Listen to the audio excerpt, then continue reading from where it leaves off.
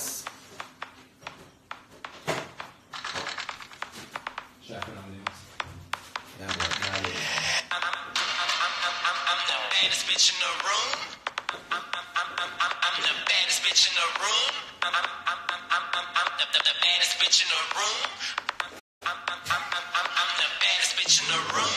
I'm the baddest bitch in the room.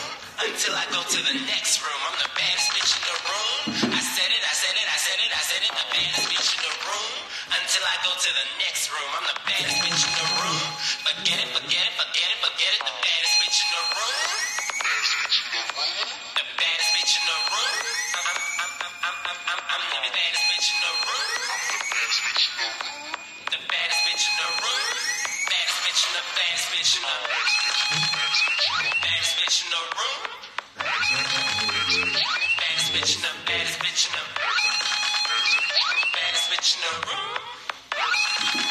I said it, I said it, I said it, I said it. I said to myself and myself said, who?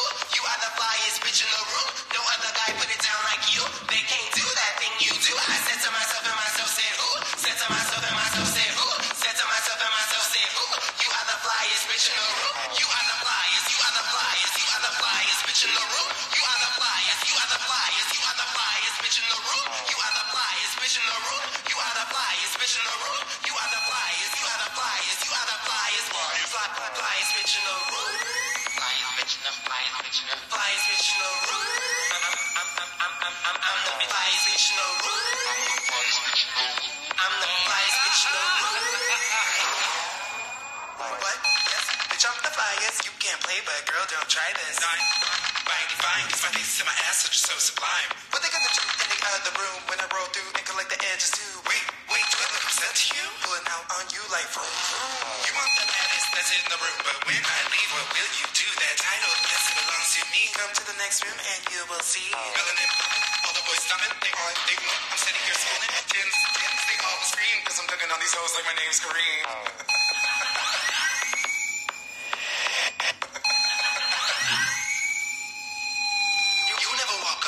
Shoes. You stay on the block, I fly and not cruise. You ain't got a rock star, I am my juice. You don't even count, listen to this haiku. Look, I do whatever I choose. It's my rules, I'm just glad I'm not you.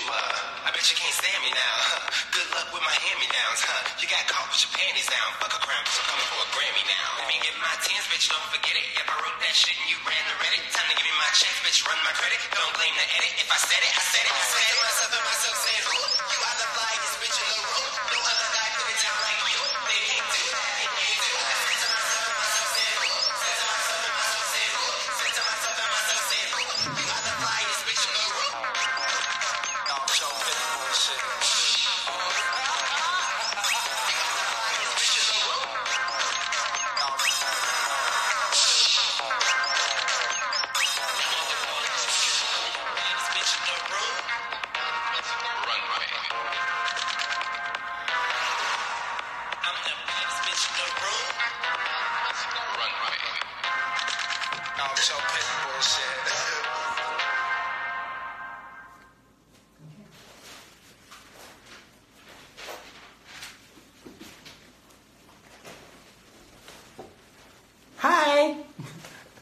Okay, so y'all gotta bear with me because I have literally never ever done this before and I don't know what the hell I'm doing.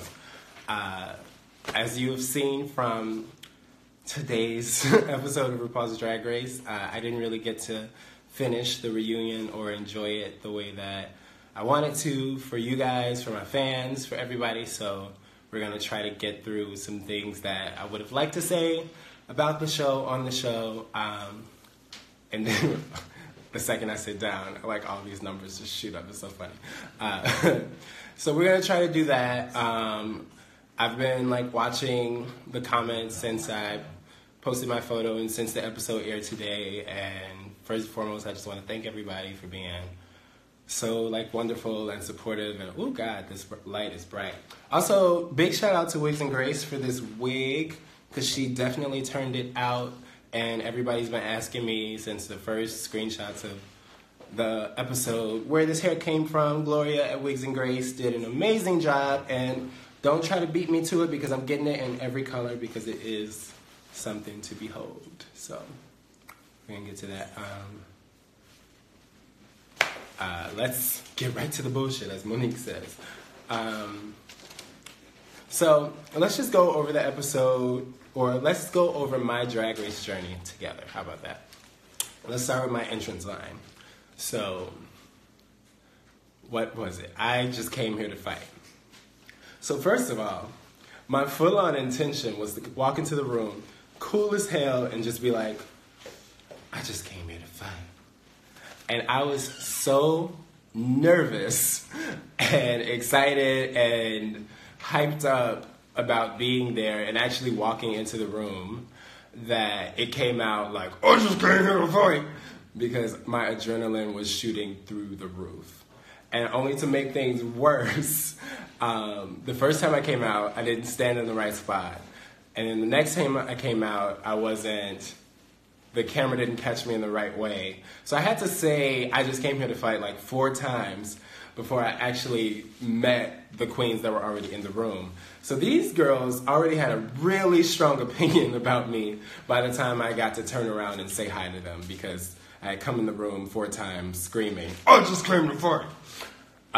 Which is also, like, I just came here to fight is a quote from Bad Girls Club that my friend Lucy Stool has always joked that if I ever got on Drag Race, I should say. And I was like, you know what? I can't think of nothing to say. I'm going to say that. I mean, it fits me not because I fight people. It fits me because I am very passionate, and I will go toe-to-toe with you on something that I believe. So that was that. And yeah, it was all downhill from there, I guess. So I guess the next thing that y'all would probably want to talk about is the too vague moment. So I guess from the second that Aquaria walked into the workroom, girls were talking about, first of all, cheers to a good season. Thank you. So the second that Aquaria walked into the workroom, girls were talking about her and Miss Cracker being twins or looking exactly alike. I'll give you a little backstory. I had met Miss Cracker in Chicago about a year before we filmed at a nightclub called Queen at Smart Bar. And we really hit it off. And then I met Aquaria at DragCon LA the year before we filmed, and I thought she was Miss Cracker. So I had already been through this whole confusion thing, and I thought it was just me. So when they came into the workroom and everybody was talking about how they looked alike, it was like, oh, so this is really a thing.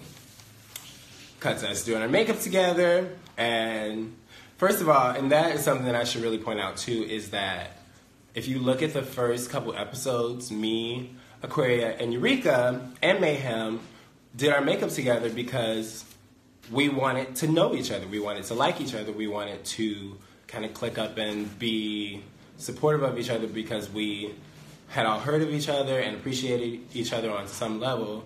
So it was kind of like a fatal move that we all made, thinking that, oh, we're all strong personalities. Let's hang out. Bad idea. So, cut to Untucked, and Aquaria and Monet were talking about this phenomenon of the two of them looking alike and this whole thing. And I think it's important to note that, like, when Aquaria was talking about it, Monet didn't say anything against Aquaria. That Monet didn't speak up for Cracker until I said that they looked alike. So I thought it was really interesting that once I came to the conclusion, based off what the two of them who actually knew Miss Cracker in the room had presented to me, that Cracker faked her way to the thing, then all of a sudden it's an issue.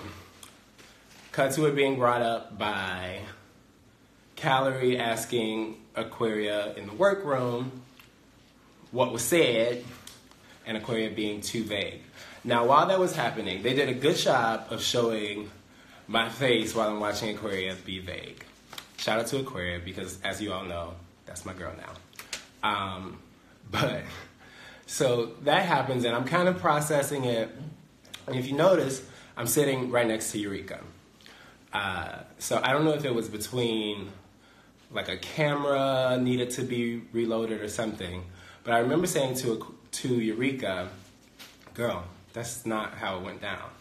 And Eureka is saying, well, speak up. So the whole reason that the too vague thing popped off is because Eureka suggested that I should say something. So, that being said, it came out, and it really was. I was like, I came to this competition liking Miss Cracker. You all gave me a reason to think that she was something that she wasn't.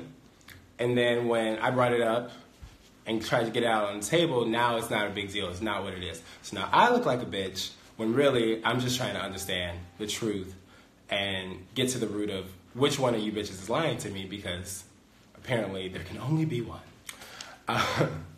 So that whole thing was that. And then a big moment was the Vixen Will Fight You notebook sheet of paper. So what that was is when we first got to the workroom, I carved out my makeup station and somebody moved my stuff. I don't know who it was, but so I put my stuff back where it was and I put up a sign that said, "The Vixen Will Fight You." Pretty much just me saying, don't move my makeup. So after that whole fight, I get to my makeup station and the sign is there, and there's 3 cameras in my face, and I'm like, what do y'all want? So the sign was like, okay, get out of my face. But of course it's like infamous now. No, there will not be t-shirts, so get over it. What happened next? Okay, so something that I thought was interesting about tonight is, so this reunion is here to talk about all the big moments of Drag Race. And after talking about the first fight with Aquaria, we skipped straight to Eureka. But what we skipped over is probably the most important conversation that happened on season 10 of Drag Race, if not one of the most important conversations that happened on Drag Race in general, which was the leave me alone conversation with Aquaria about optics and the narrative and the angry black woman whole situation. I thought in the moment at the reunion, the fact that that moment with Aquaria and talking about the narrative, the fact that literally that has sparked such a conversation with the fans, a conversation amongst alumni of Drag Race, and brought so much awareness. The idea that the show skipped over that at the reunion really says that they were not here for talking about any of the real issues, and they weren't here for making me out to be anything but a villain. Because I think that that moment is probably my proudest moment of Drag Race, and they didn't want to talk about it. So we're going to talk about it right now. So in that moment, I definitely was frustrated because I'm a tough cookie. If you start with me, you better know what the hell you're talking about, because I will, like, if I engage with you, I always say this, if I'm willing to fight with you, I've already won. Like, if I think you have a point, I'll be like, okay. But if I go, actually, it's over. So when me and Aquaria were going back and forth, and she was like, is this your best drag, yada, yada, yada.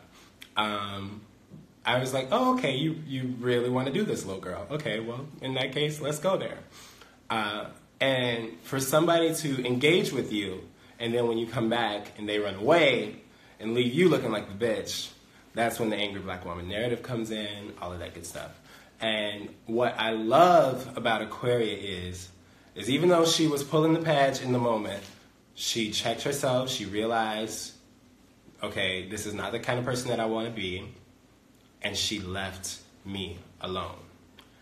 Now, in Aquaria leaving me alone, I got time to see her from a distance, understand her better, sympathize with her, find what I liked about her, and me and her have a really good relationship now.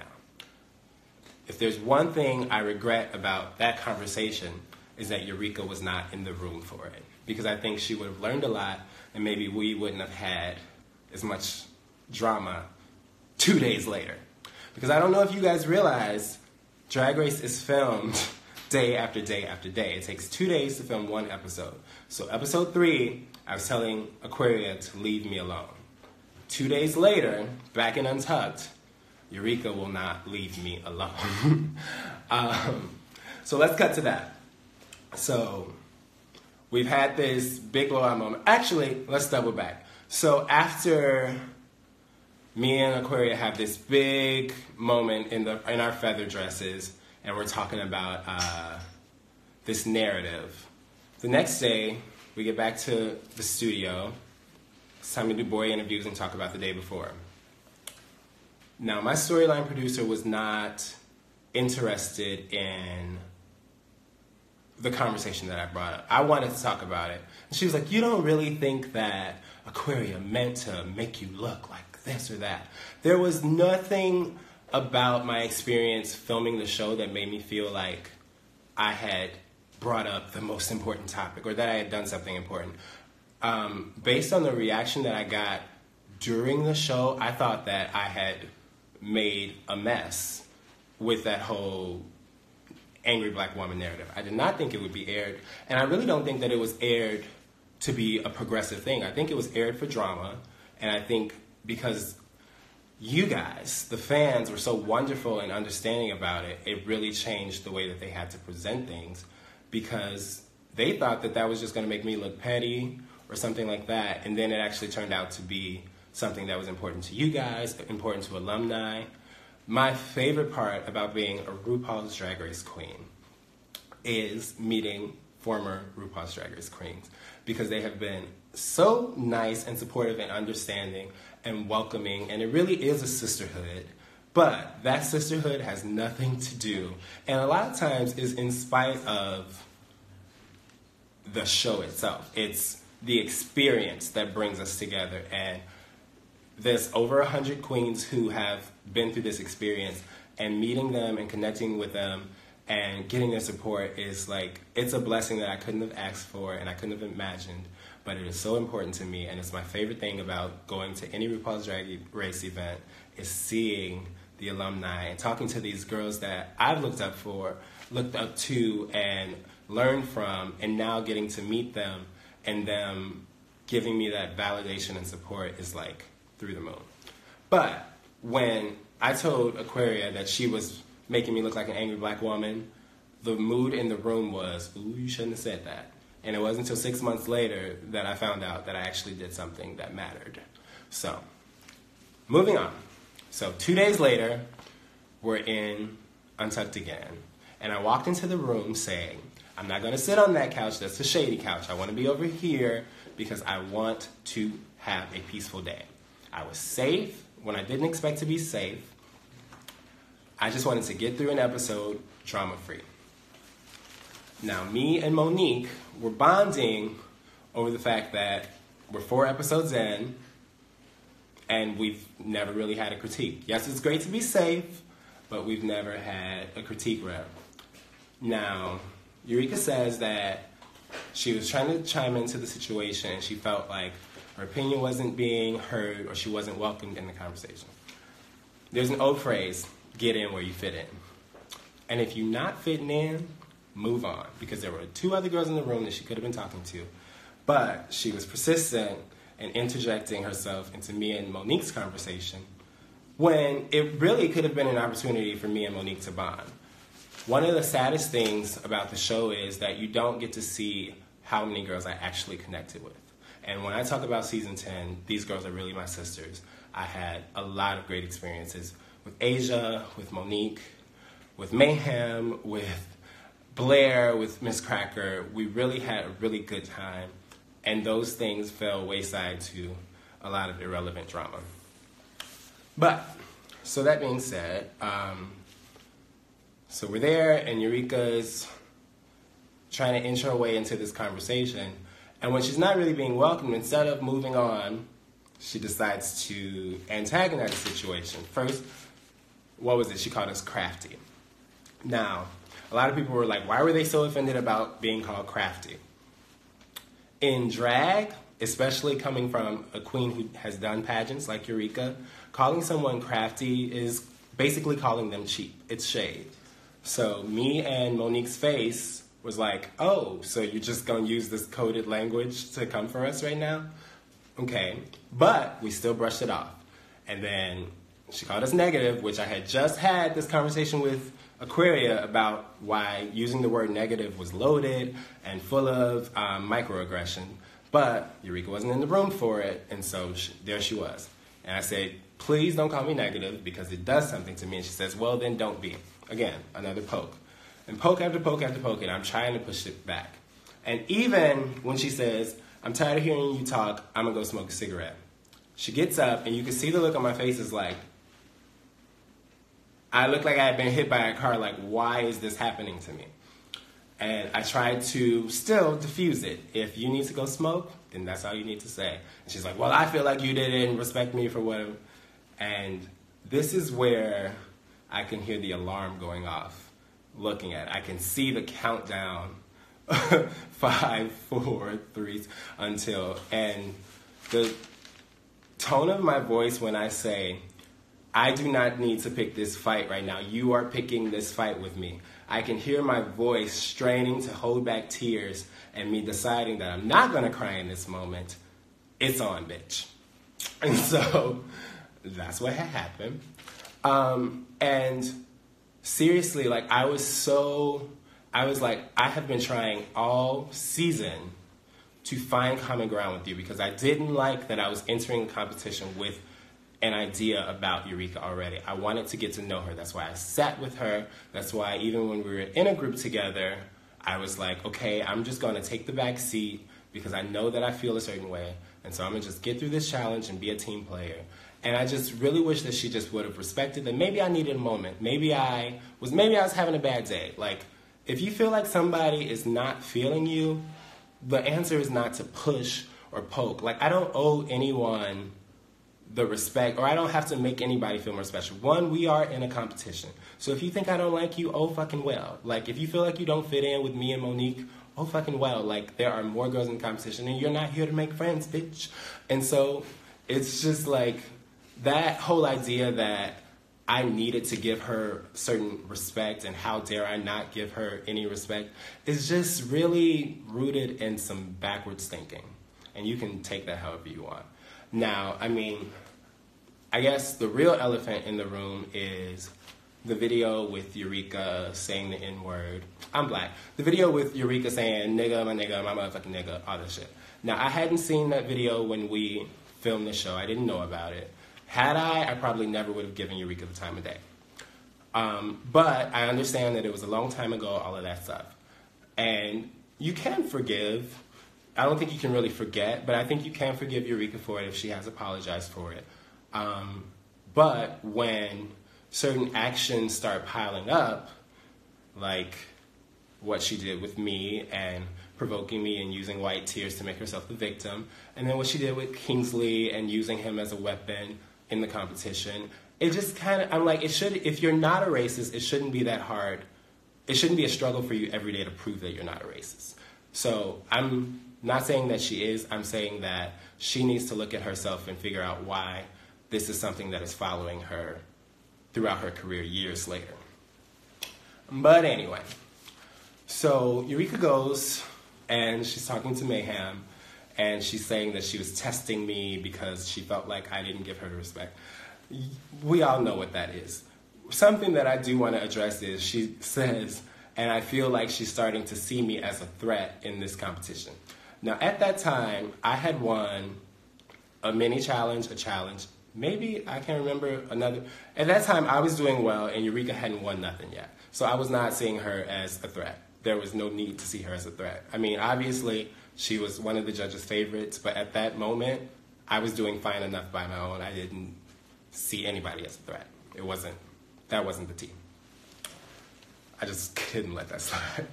So anyway, all of that, and then you cut to the next day, and we're coming into the room, and she wants to talk to me about, okay, how are we gonna make up?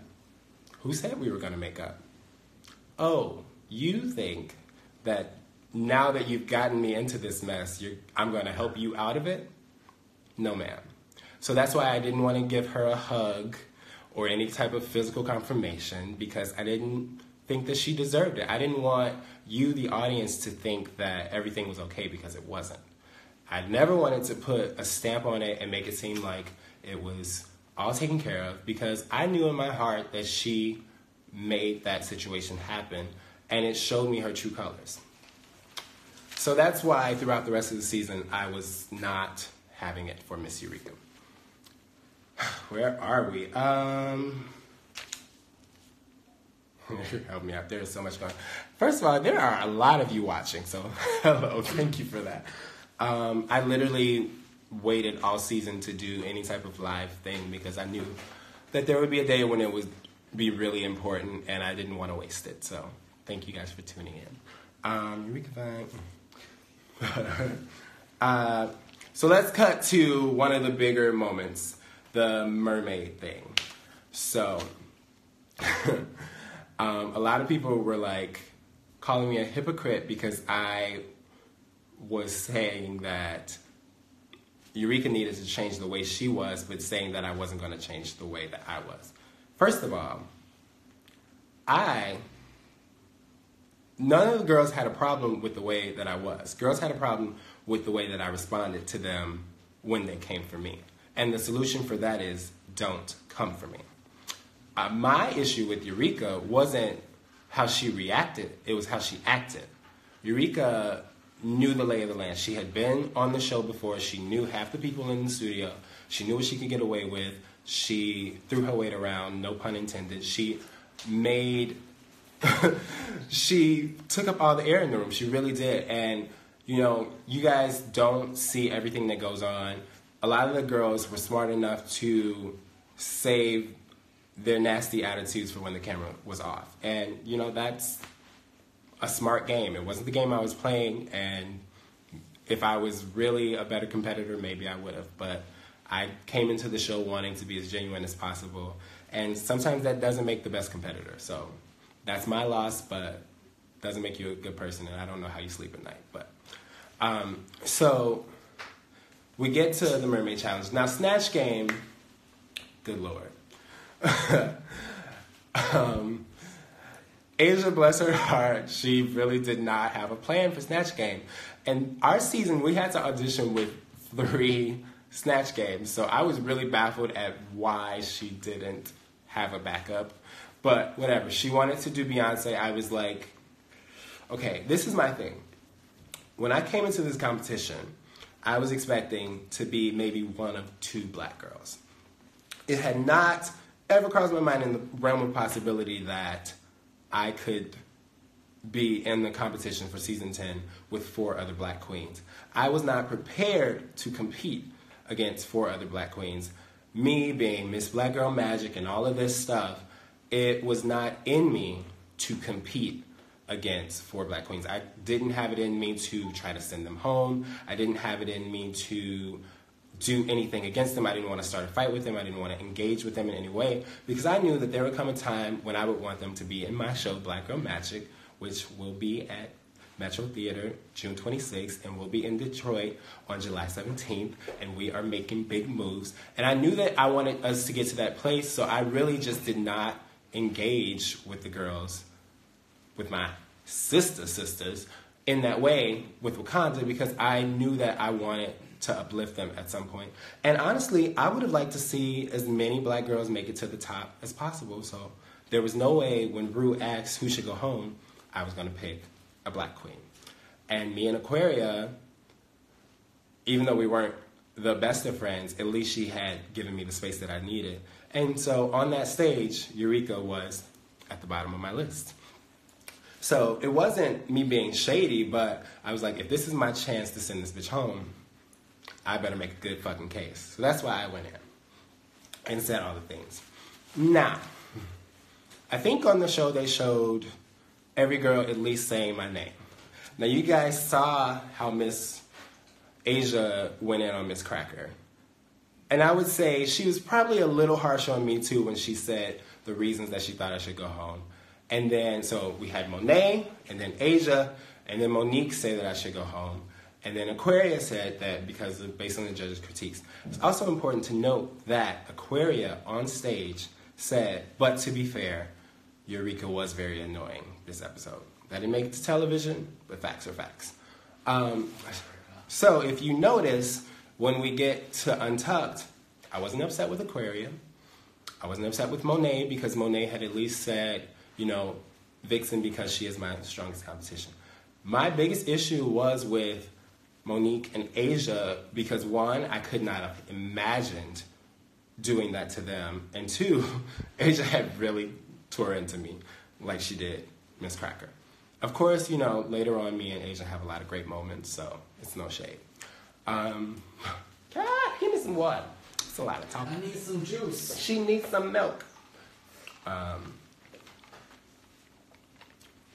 Okay, so we get to Untucked, and because I knew that I was about to go there, I think I chugged 2 drinks without breathing. So anything that may have seemed unreasonable might be attributed to lack of sleep and 2 cocktails. But, you know, so the big hypocrite thing and then all this mess. So I said that most of the girls in the room had said that Eureka was a problem. And Monet and Cameron were like, I didn't say that. Why didn't say that? First of all, Cameron hadn't said nothing all season, so sure, she's out. She didn't say it. Monet, maybe she did, maybe she didn't. But that's 2 girls out of the 8 that were left, and only 2 girls said that they didn't say anything. The other girls, maybe they did. So that was one thing. I think Monique did say that she was a little bothered by Eureka's performance. This is what you need to understand. When we sat down for Snatch Game, first of all, I sat on the top and Asia sat on the bottom. Producer stepped in and switched us. So now I am sitting between my 2 sworn nemesis, Aquaria and Eureka. So I'm in the worst possible position. I'm next to a baby and Melania Trump. Sweet. So a lot of that, and then like Eureka, knowing that I didn't like her as a person, still tried very hard to interact with me on the set, which got to me. And you know, if I was being a better competitor, I would have either played with her or played against her in a better way. But I was so wrecked emotionally that I was just like, please leave me the hell alone. Snatch Game is probably the worst experience that I had on the whole show. When I say on camera as Blue Ivy, I want to go home, I was speaking for Vixen. I was not speaking for Blue Ivy. I wanted out of that. But there was no way in hell that I was going to let myself go home because 4 girls on stage said that I was going home. Cut to this feeling, being on stage with my sister Monique, and I really did, more importantly, getting the video from my mom. Like, I was already on 10, as hot as I could possibly be, and then cut to my mother on screen. Me and my mom have always been really, really close, especially after my grandmother passed when I was 14, because then we really, really had to, we were the only 2 people in the house, so we were really face to face, and we became closer. She got to know me. She got to know me as a gay person. She got to know me as a drag queen, all these things. So me and my mom have been through so much, and to hear her say to the world that her baby is a fighter, not knowing what my entrance line was, not knowing what I had been doing, but just saying from her own heart that I was a fighter and that she believed in me and she loved me and she knew that if I fought for anything, it was important. That meant more to me than any validation from a judge or from RuPaul. And honestly, with that, I could have went home because that gave me something to go home to. Having my mom's approval means more to me than any guest celebrity that could ever grace any stage. So, but like I said, I was not about to go home just because some other bitches said that I was. So I did learn my words, America, and I pinned in my wig real good. Shout out to Wigs and Grace for that wig, too, because that mermaid wig was amazing. I did not like that RuPaul said that she thought it was the best I looked, because I remember specifically, and I talked a bit today on Twitter about how sometimes I dress to appease. So me, even going into the reunion with this blonde hair and this white outfit and this gold and just lace and I was trying to come in peace. And I think for the Mermaid Challenge, it was probably the most palatable for white audiences I had looked. So for Ru to say that it was the best that I looked, when I had already turned out good looks, winning looks, sickening looks, clear bikinis and all this stuff, it really said a lot to what wins on the show. And it just rubs me the wrong way that, like, when I thought that I looked the most cookie cutter basic as I possibly could, Rue's like, that's a queen. So that says a lot about what reads and what wins on the show. Cut to the lip sync. I keep saying cut to. So when Monique cut her dress for the mermaid look to start the lip sync, a lot of pearls came off of it. Like she said, she had been up all night making the outfit. Guess the pearls weren't on very good. So before we even start the lip sync, the stage is covered in pearls. So I would say that that's probably the worst lip sync that I had on the season, and it was because every cartwheel, pirouette, dip, anything that I went for, I had pearls under my feet. And I mentioned that in the reunion, but I guess that wasn't as interesting as what went down. So, you know, as upset as I was with Monique when we started the lip sync, the second that I heard Rue tell her to sashay away, I was like, my baby! Because I really did care so much for her. I'm going to go back because I think I skipped over another important relationship on the show, me and Blair. So when Blair first got to Drag Race and when we started working, me and Blair shared a closet because there was, I think, 14 girls and only 12 spaces for clothes. And so I got to see everything that Blair had to bring, and I knew that she had some good drag in there. She brought it. And when we started making our 99-cent looks, Blair was working next to me, and she was shivering, and she was nervous, and I was like, girl, I've seen your drag. You have nothing to be afraid of. And so we had a long talk about just what got us there and the confidence it takes to get on Drag Race. And, you know, we just kind of built each other up. It was like too early in the competition to be trying to go for somebody's jugular. Me and Blair really bonded from day one. So having to send Blair home, especially after her sharing such a important story, was very, very, very hard for me. Blair was off the stage and I was still crying. So I shout out to Blair because I really wish that you guys could have seen. Hey Blair, are you watching? I really wish you guys could have seen our friendship, and it's just, it shouldn't get lost.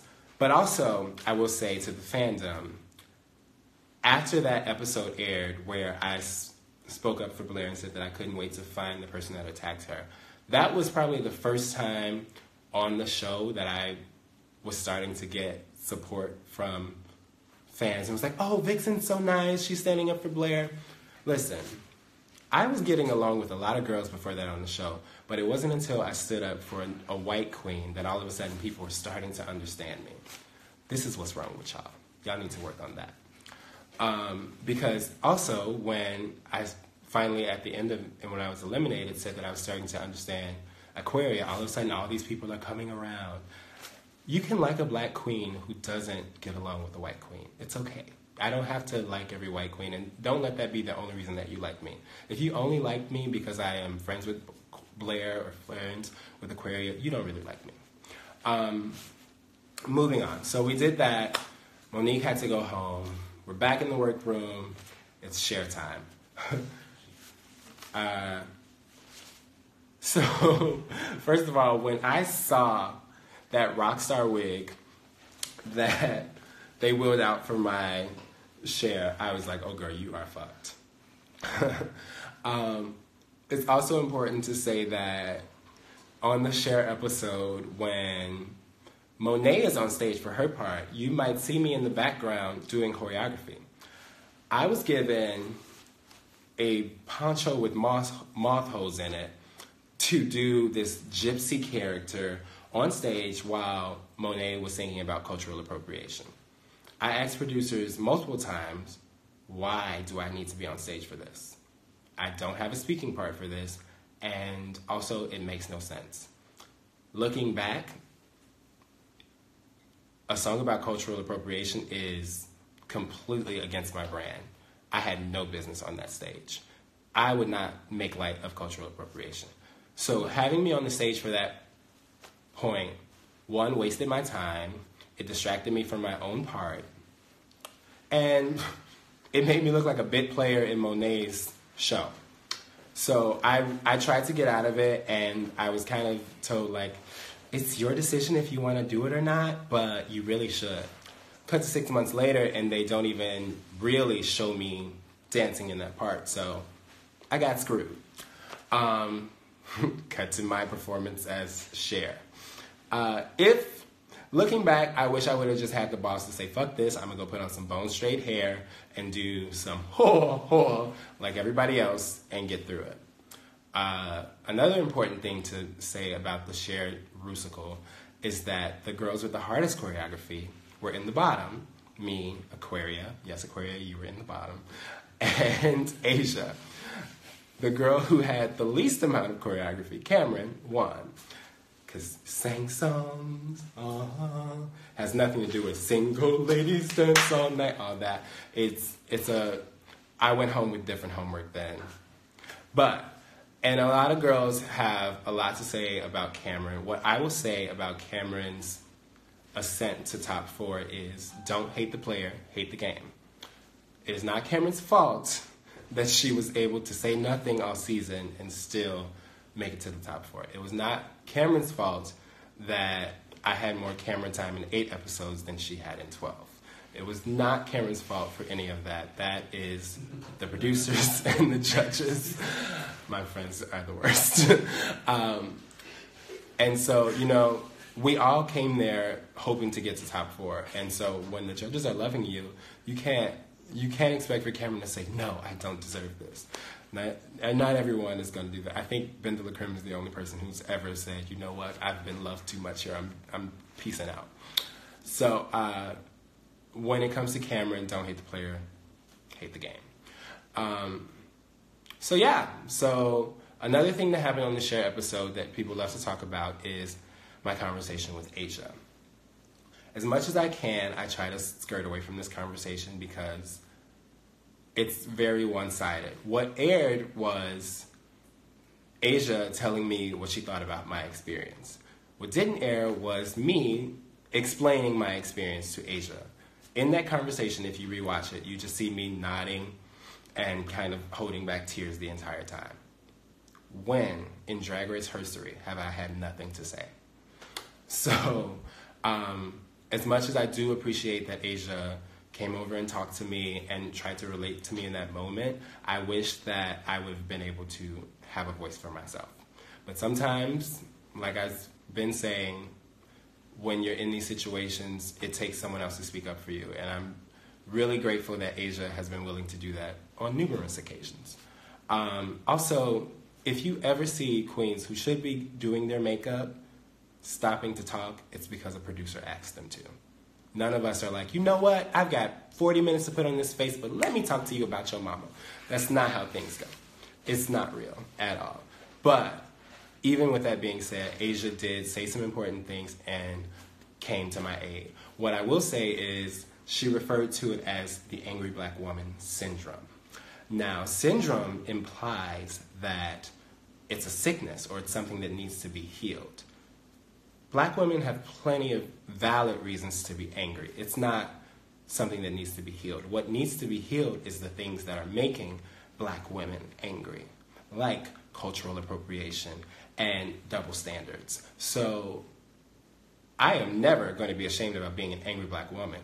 I think that the fandom, the show, the world should be ashamed about the things that make black women angry, because black women are some of the most underappreciated women in the world.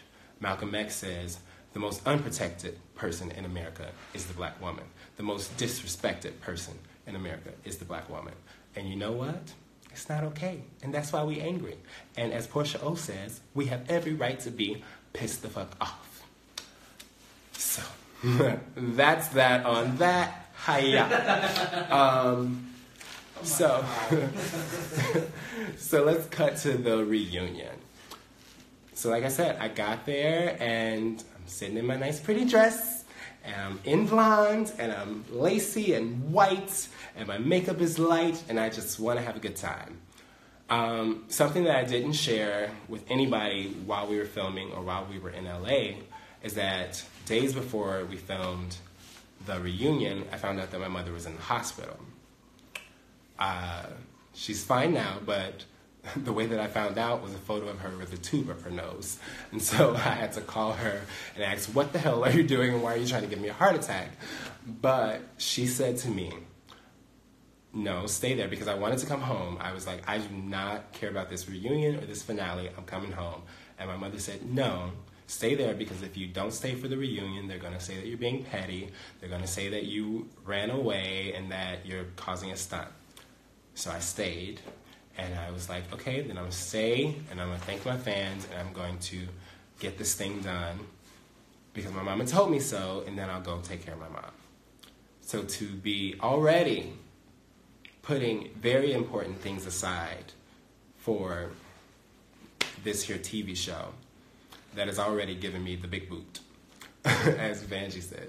Well, Vanjie said that she got the big boot, I got a kitten heel, but we'll see what she says now. So to already be putting very important issues aside to film this reunion, I was on edge.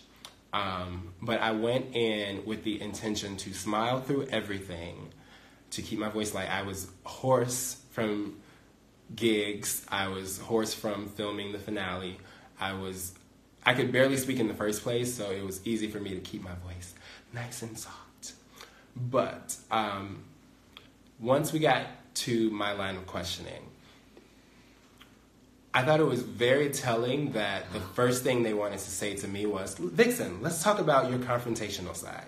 Usually at reunions, it's, Vixen, how you doing? How's it been going? How's your life changed since the situation? Compare Vanjie's segment to mine. It didn't start with any drama. It was, Vanjie, how's your life changed? Have you made lots of money? Vixen, why you such a bitch? So that already told me that it was going to be a day. The next thing was the way that questions were asked. Being like, me saying that the fight with Eureka was the most upset that I had ever seen myself, and then Rue saying, and would your friends and family say that? Like, oh, I don't believe you. Why are you going out of your way to disagree with me? Rue is there to be a moderator, not an instigator, I thought. Sips tea. Do you want some drink? Yes, I want some drink. So that was very shocking to me. And then, here's the thing. Me and Eureka saw each other that morning. I said, your dress is gorgeous. She said, your hair is gorgeous. We had a good day. We really weren't in the mood to go at it. We've been through it enough. But if we're talking about it, we're talking about it. Okay. Oh, I'm going there. Okay. So since the show, once we got close to the episode, I'm going to talk about Eureka for a little bit. Once we got close to the episode where my first fight with Eureka was going to come out, she was going to be in Chicago, and I was not. And she was messaging me a lot out of the blue. And I was like, girl, I'm not going to be here, but, good luck with all that. I'll talk to you later. And she was like, well, come have a drink with me, like, before you leave or something. Like, I really want to see you. She was very, very, very, very insistent on trying to hang out, and I just didn't have the time. I had to go to Toronto for a gig. And then it came out, and I realized this concept of her testing me. And it really felt like she had... She knew that the worst was yet to come, and she wanted to somehow get a photo or something to say, or a hug, to say that, look, we're cool, there's nothing wrong. So I was glad that I didn't give her that, because had I done that and seen the episode, I would have been twice as upset. And I was really upset that I had spent all this time thinking that it was all my fault, that I was the monster in the situation, that I took it there, and that I didn't know how to keep my mouth shut, and I was always there for a fight. And again, I reaffirm, I did not start not one fight. I wasn't instigating with Miss Cracker and Aquaria. I didn't start it with Aquaria. Aquaria came from my win for Best Drag. For whatever reasons, not a fight I started. Eureka testing me. Now, throughout the season, that shows up in many ways. After Snatch game, where I was visibly annoyed with Eureka, she comes to me and says, "Isn't it funny that we both did kids?" Why are you talking to me? Why are you even talking to me? You know I don't feel right about it. You know the vibe that I've been giving you all day. That's what I call poking. When we get to the share challenge, they do a montage of all of us like singing our parts. What they show is Eureka singing my part. Why is Eureka singing my part of the share musical? She trying to get on my nerves? She's trying to get under my skin? I don't know. When I was eliminated, all the girls, as they always do, come up to the stage and hug you before you walk off. Eureka was the only person who did not hug me. But when I got to Untucked to pack up my things, Eureka did leave me a note, and I was very hesitant to read it. And so I had a producer read it, and the producer said that it wasn't worth reading. I read it anyway to myself, and it was basically, "Girl, you slayed this season, you know, we're gonna be sisters for life." It was very cliche. It could have been written for anybody with just a name signed at the bottom. It was fake. Since the show and filming, every time that there was going to be any scuffle between me and Eureka, she would like stalk my phone and be like, "Girl, I'm trying to talk to you about this. I just really feel this way, that way." And when it started coming out, the video about her saying the N-word, she was yelling at us in our group message that we should be supporting her and having her back through it. And it was like, that's you, that you made that video before any of us met you. But, you know, I spoke out. I said, I don't want anybody sending hate towards my sisters or whatever, yada, yada, yada. Cut to DragCon. Now, Asia had her own experience with Eureka. My experience with Eureka at DragCon was my assistant is shaking his head right now. So my experience with her was anytime we were out in public, she was literally backing me into a corner. Vixen, how are you girls? Good to see you. Can I have a hug? Let's take a picture together. Like, you clearly know that we have a beef. Why are you doing this? What happens when somebody does that to you, it's really a microaggression. Because what it is because we're in public, I can't say, "Leave me alone," because then I'll look like a bitch. And I can't say, "Go away," or like, leave. You know, anything that I say that isn't just giving you what you want out of me and making it seem like we're cool, which we're not, makes me look like the bad guy. When really, you should just be, like I said to Aquaria, leaving me alone, because you know we're not cool. Even in dressing rooms at the shows that we did, she's walking up on me and my team and like talking to us, and I'm like, what do you want? We're not friends. You don't have to do this. You have your whole station over there. You have no reason to come over here. Thank you. So, I had, throughout the season and weeks leading up to the season, asked a couple of my sisters and producers to communicate to Eureka to literally leave me alone. We're not friends. We're not going to be friends. It's fine. We will be cordial in person, but stop cornering me. Stop putting me in this situation that is only triggering for me. I think a lot of times black people don't have the language to express mental health issues or just things that we should know, like triggering or anxiety and things like that. And I will say that, like, Eureka being a Southern girl, a white girl with a lot of privilege in the competition was very triggering for me. Because I am a Northern girl, a black girl who has been mistreated by white people, white drag queens in some situations. And so it was triggering for me. So what I needed most from Eureka from the start of the season was space, and I never got that. So at one point, I finally messaged our group message to Eureka and said, look, this is the only way I can get through to you. Please leave me alone. Stop talking about me in articles. Stop talking about me on Twitter. Just leave me alone. Now, instead of handling that maturely, Eureka, who started our group message, made every other queen in the group message an administrator and then deleted herself from the group message and blocked me on Twitter. She blocked me on Twitter, but she was still talking about me on Twitter. Not very mature, not the way you handle a situation. The only time anyone runs from something like that is when they're in the wrong. Unless you're like me at the reunion and you're being attacked and the only choice you have is to leave the room. But, so that's where I was with Eureka for the longest time. Now, after the reunion and everything that I went through, you would think that it would finally click with Eureka, it would get through.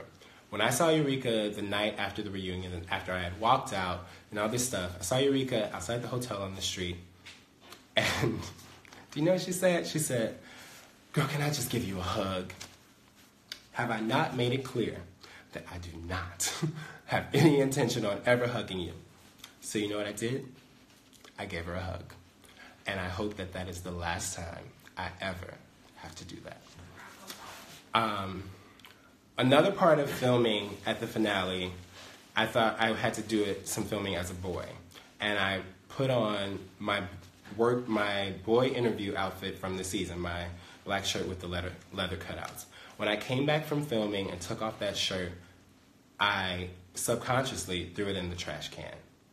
And I was like, whoa. And I think that was my body trying to tell me that I was done.